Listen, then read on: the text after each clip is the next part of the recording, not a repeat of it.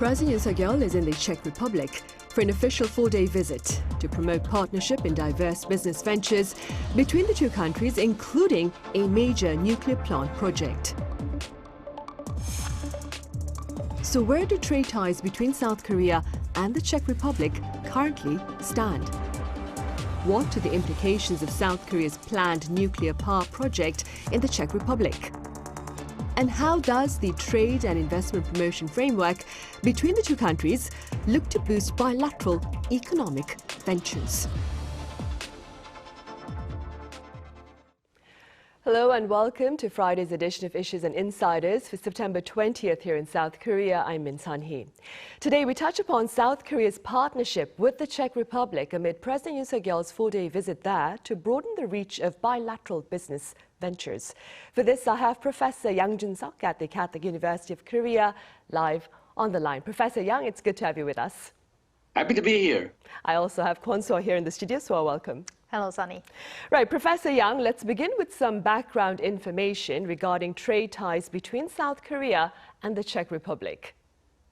Okay, well, in 2023, Korea exported about $3.1 billion worth of products to Czech Republic. It's 32nd largest export destination. It's about the same size as Spain and New Zealand. In turn, Korea imported about $1.2 billion worth of product from Czech Republic. It's about similar in size to Norway and Poland in terms of how much Korea imports. So Czech Republic is perhaps not the Korea's biggest trading partner, but it's not a minor one either. Korean companies have made major investment in Czech Republic. Notably, Hyundai Motors has a factory producing about 345,000 vehicles in Czech Republic, and Hyundai considers the factory a major European production base, especially for electric vehicles.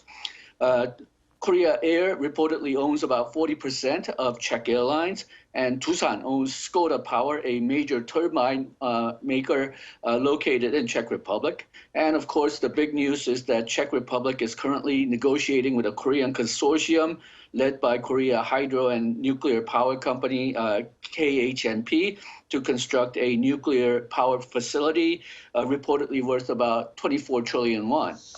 Right, and that, of course, is an issue that President Yoon Suk Yeol has also addressed with his Czech counterpart. And that being said, Soa, could you tell us a bit more about the President's agenda in the Czech Republic? Sure. First off, the key words for the official trip to the Czech Republic, I would say, are nuclear power plant deal, nuclear energy alliance, and sales diplomacy. Now, President Yoon Suk Yeol departed for the Central European country on Thursday and arrived Thursday local time with First Lady Kim Gun-hee to start his 4-day visit there. His agenda kicked off with an official welcome ceremony hosted by the Czech President Petr Pavel at the Prague Castle, followed by a private meeting of the Korean and Czech presidential couples. Then the two presidents held their bilateral summit, as well as an expanded meeting, and gave a rundown of their talks in a joint press briefing.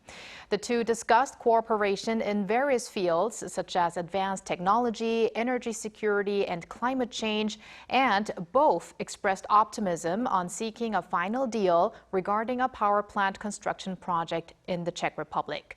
President Yoon said the Dukovany nuclear power plant will serve as a milestone in bilateral ties and the two nations' strategic partnership, while Pavel signaled hopes for a successful resolve of a legal dispute regarding the bid for the construction. We will get to that in a bit. Now, Thursday's schedule ended with an official dinner hosted by the Czech president, attended by political and business leaders from both countries. President Yoon is being accompanied by a business delegation of around 50 leaders representing companies like Samsung Electronics, Hyundai Motor, SK Group, and LG Group. Speaking of which, on Friday, Presidents Yoon and Pavel are set to attend a Korea-Czech business forum jointly hosted by the Korea Chamber of Commerce and Industry and the Czech Chamber of Commerce. On the same day, President Yoon and Czech Prime Minister Petr Fiala will make a trip to the industrial city of Pilsen to inspect nuclear energy facilities. That will be followed by a working lunch, a signing ceremony of MOUs, and a joint news briefing. briefing. Now, President Yoon is also expected, that is, to meet with political leaders and take part in a dinner with Korean residents in the Czech Republic. President Yoon and First Lady Kim are to return to Korea on Sunday. Now, the official trip to the Czech Republic comes ahead of Seoul and Prague celebrating 35 years of diplomatic ties and 10 years of their strategic partnership next year. It is the first such visit by a sitting South Korean president in 9 years, but it marks the third time that President Yoon is seeing his Czech counterpart. The other occasions were the UN General Assembly back in September last year, and of course also the NATO summit earlier this year in July. Right, indeed. And now, Professor Yang, as both you and Soa have mentioned, President Yoon's visit to the Czech Republic follows South Korea's recent selection as the preferred bidder for a nuclear power project in the Central European country. That being said, Professor Yang, what do you believe are the implications of this nuclear power initiative for South Korea? Okay, well, for South Korea, Korea is in need of finding new export industries. China and other emerging industries have been sort of eroding Korea's comparative advantage in the traditional areas where Korea has made a lot of exports in the past, semiconductors, automobiles, shipbuilding.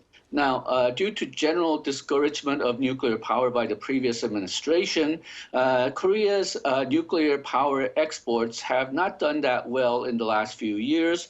But in order to deal with climate change and reduce carbon greenhouse gas emissions, a lot of foreign countries, European countries in particular, are looking toward nuclear power to provide cleaner energy than coal or fossil fuel power plants to produce electricity.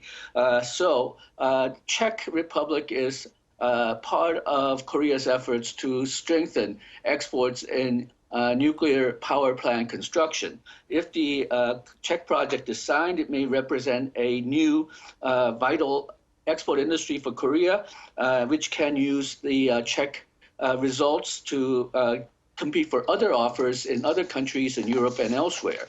Now, because the greenhouse gas problem is worsening, there is, I think, good opportunities for Korean companies to work overseas in building nuclear power plants. But because we haven't been doing so well in the last couple of years, partially because the domestic policies discouraged nuclear power use, I think Korea needs the Czech contract to start exporting nuclear power plants elsewhere, because Korea has very good capabilities for building nuclear power plants. Right, and staying with the construction of nuclear power plants, before we proceed any further, so do walk us through the news about the consortium led by Korea Hydro and Nuclear Power being selected as the preferred bidder by the Czech Republic to build a nuclear power plant in the Central European country back in July. And of course, the ensuing appeals launched by France's EDF and the US's Westinghouse. Right, Sunny. So President Yoon Suk Yeol's visit to the Czech Republic comes 2 months after a consortium led by Korea Hydro and Nuclear Power was chosen as a preferred bidder to build 2 nuclear reactors in the Czech Republic's Dukovany village, which is known for its nuclear power station there. And also, as Professor Yang mentioned, it's a project worth an estimated 24 trillion won or $17.3 billion. The Czech government made the announcement on July 17th, bringing South Korea a step closer to opening the doors for Korea's nuclear reactor business in the European continent. So to give you a little bit more details on the project, Czechia's Elektrárna Dukovany 2, a subsidiary of CEZ, an energy company 70% owned by the state, aims to build a 1,200 megawatt nuclear reactor in Dukovany starting in 2029, and another in the municipality, and 2 others in Temelin are planned as well. Reportedly, Korea has a big chance to win the bid for construction over all of them if the KHNP-led consortium is formally chosen. But for now, we're talking about the 2 plants in Dukovany. So Team Korea, how the group led by KHNP is dubbed, involves KEPCO Engineering and Construction, Korea Nuclear Fuel, which are all under the state-run KEPCO or Korea Electric Power Company, as well as the private sector like like Tusan Enerbility and Daewoo Engineering and Construction. So they are part of Team Korea. And if this team becomes the constructor of the Czech plants, it'll mark the first time in 15 years that the country secures a deal to build nuclear plants since 2009 in Barakah, the United Arab Emirates. Korea has been selected as preferred bidder over rival EDF from France, or Électricité de France, as well as Westinghouse from the U.S. The challenges remaining are that both of the companies have filed appeals against the deal. Westinghouse argues that KHNP's reactor designs are using Westinghouse licensed technology, and EDF is calling on more transparency in the bid. But a U.S. court already dismissed a lawsuit filed by Westinghouse last year. Right. Professor Yang, in an interview with Reuters prior to his departure for the Czech Republic, President Yoon Suk Yeol shared confidence in Korea's sealing of its nuclear power plant deal with the Czech Republic, despite the legal concerns. Do you, Professor Yang, share his optimism? Somewhat, but I think it never pays to be over-optimistic and complacent. So you do have to be careful. Now, Korea has an excellent chance to win and sign the contract. Korean construction companies, the nuclear consortium, has an excellent reputation because they finish projects in Middle East where other consortiums from other countries like France did not manage to bring the projects to completion without delays and cost overruns. Korean consortium did manage to bring projects in on time and without cost overruns. So that gave Korean consortiums, Korean construction companies and nuclear power plants excellent reputation, and I think that's working for Korean consortium here. Having said that, though, even though the Korea won the Westinghouse case in the U.S. courts, I think if we are counting on sort of the political partnership or political alliance between Korea and United States to get us through this using political alliance rather than cold legal facts, I think Korea may run into some difficulties. So I hope that the Korean consortium is preparing their legal case very carefully, given that the U.S. is really very gung-ho about industrial policy right now. It may be that the U.S. government will not take Korea's side very easily. Right. Moving forward, meanwhile, South Korea and the Czech Republic also penning a trade and investment promotion framework this week. What more can you tell us? Right. This framework, the TIPF, is expected to be finalized on the occasion of President Yoon's trip to the Czech Republic, because already last month there were hints regarding that. The reports hinted that South Korea's Trade, Industry and Energy Minister An Dok-keun and Czech Industry and Trade Minister Josef Sikela will sign the agreement in September. A draft version of the deal was agreed upon in April. I think the trade and investment promotion framework needs some background information because it is a quite new concept. It is a comprehensive industrial and investment cooperation agreement aiming to expand mutually beneficial economic cooperation. While it excludes tariff negotiations, a TIPF can serve as a stepping stone for a potential free trade agreement.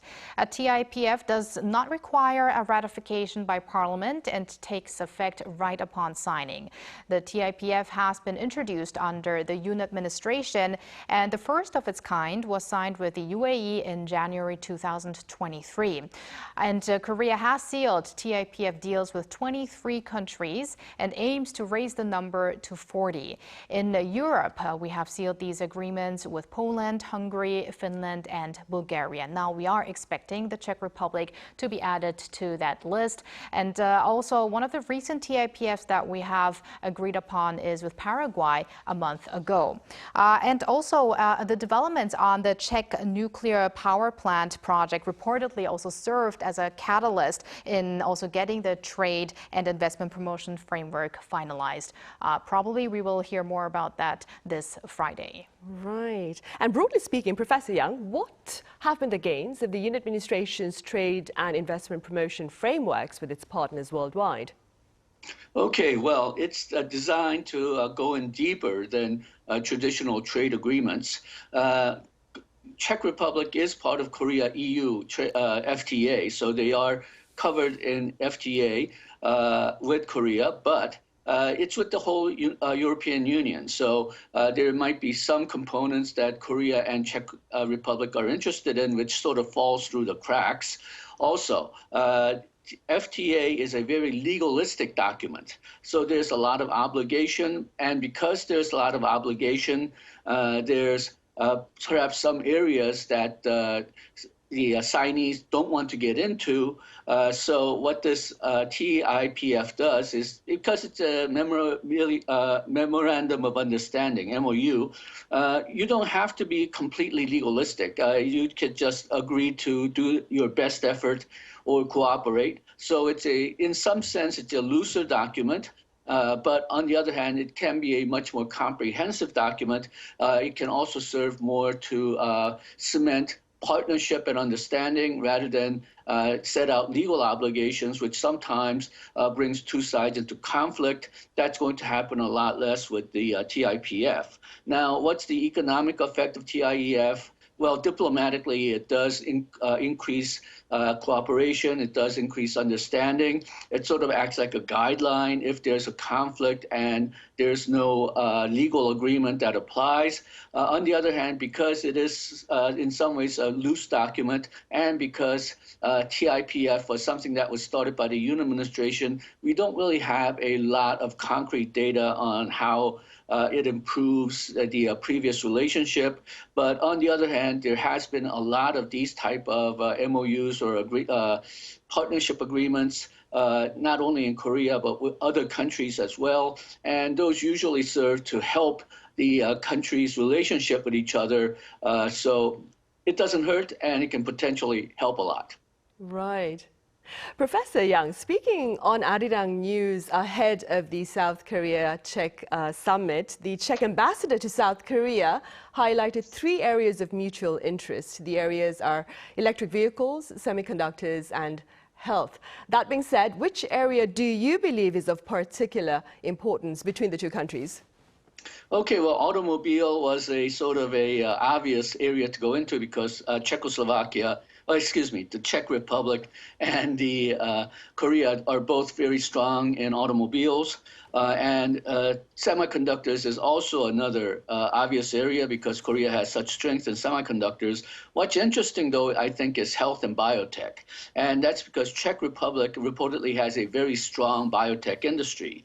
Now, Czech Republic is the country that laid down principal laws of heredity, introduced the contact lens to the world, and developed compounds on which current anti-AIDS drugs are based. And currently they have some global biotech companies such as Teva Pharmaceutical, Sanofi, Lonza Biotech, and Gilead Sciences, among others. Korea has a lot of biotech talent, but we haven't really been successful in breaking into global biotech industry, partially because Korea has very tough regulations. It's originally meant to safeguard the public, but it also perhaps serves to choke down any development because you need a lot of permits or you need to get through a lot of hurdles. Partnership with Czech Republic may be able to allow the Korean talent to flourish, because if they run into regulatory barriers in Korea, let's say, then they may be able to use the partnership with Czech companies to get perhaps test their new biotech medicines or compounds and use the Czech partners perhaps to break the new compounds, new medicines into international markets. Right, hopefully, Professor Yang. And beyond health, Soa, the two countries also highlighted the importance of efforts on the security front, right? Yes, security cooperation was discussed between the two leaders of South Korea and the Czech Republic. President Yoon and President Pavel both expressed concerns over North Korea working hand in hand with Russia, and that, of course, amid Russia's ongoing war in Ukraine. President Yoon mentioned that he and Pavel have reaffirmed that the illegal military cooperation between Pyongyang and Moscow violate UN Security Council resolutions and are a serious threat to international peace and security. The two sides also signed an MOU on the collaboration on humanitarian aid and reconstruction efforts of Ukraine. President Yoon Suk Yeol has been seeking to boost security ties with European countries and NATO, especially on the back of Pyongyang and Moscow's arms deal.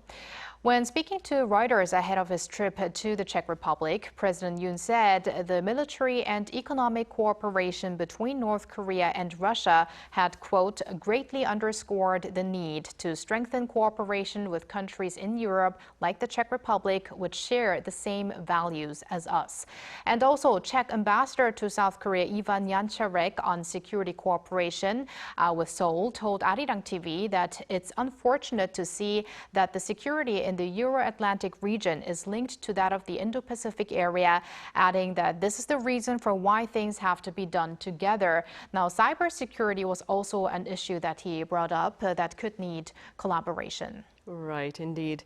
Professor Yang, we have time for one more quick question. On the domestic front, the Yoon administration has also revived plans to build 2 nuclear reactors on the East Coast. What is the broader economic significance of South Korea's pursuit of nuclear energy? Well, Korea uses a lot more fossil fuels than most other advanced countries. About 63.6% of Korean power is electricity is derived from fossil fuels, where the G20 average is only about 59.3%.